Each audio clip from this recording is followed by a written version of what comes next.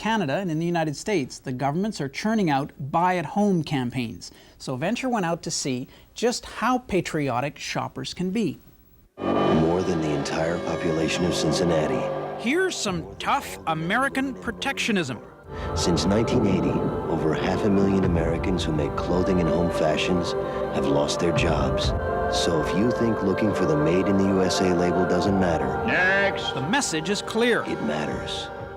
The Canadian government has chosen a softer approach to the same problem. Every time you go shopping, you've got choices to make and decisions to reach.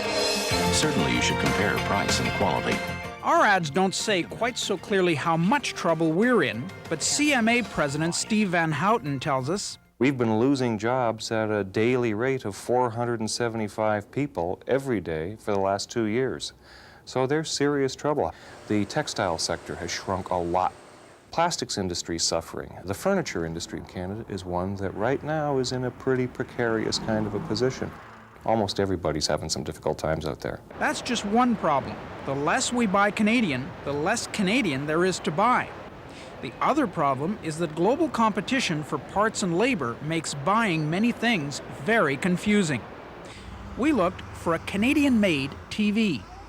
Bigger RCAs, 20 inches and up, get assembled in Canada, but assembled is not the same as made.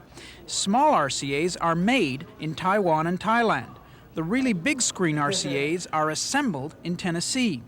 Big screen Mitsubishis are assembled in Kitchener, Ontario, and some Sanyos are assembled in Toronto, but others are made in Singapore.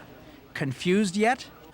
If you do want to save Canadian assembly jobs, check the labels on the TV or on the box, but check the whole box.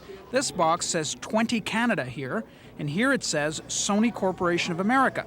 But up here, you'll find it's been assembled in Mexico. We looked for a Canadian-made car. We found several Canadian-built cars. Here are a few. Well, we carry the Dodge Caravan, which is built in Windsor. Well, we've got the Tempo. We have the Chevrolet Lumina. We have the Buick Regal. Well, come on this way. This, first of all, is our Grand Marquis. It's made in St. Thomas, Ontario. We also have the Topaz. We found a lot of Canadian-made big appliances. Most have about 90% Canadian content, with American or Japanese-made compressors in the refrigerators and German-made cast iron range elements. With small appliances, it's more confusing. Many come with unseen lists of international components. Take this Proctor Silex kettle. Canada and 5 other countries helped make this item, even though it says made in China. Vice President John Seymour explains. The product was designed by a Canadian company in Richmond Hill. The final assembly itself is done in China by a Hong Kong-based company. It uses a 1,500 watt element that is made in England. The control package itself is made in the Isle of Man. The cord set on the power base is currently made in America. About 6 countries involved? Approximately 6, yes, and at the rate we're going, we'll probably expand the list. And maybe that's why we're not hearing buy made in Canada. That's too difficult. But Canada, buy into it makes sense. Will it make a difference? Promoting the idea of buying Canadian, where it's a sensible thing to do, I think can make an impact. Not a huge one, not a permanent one, but maybe a measurable one.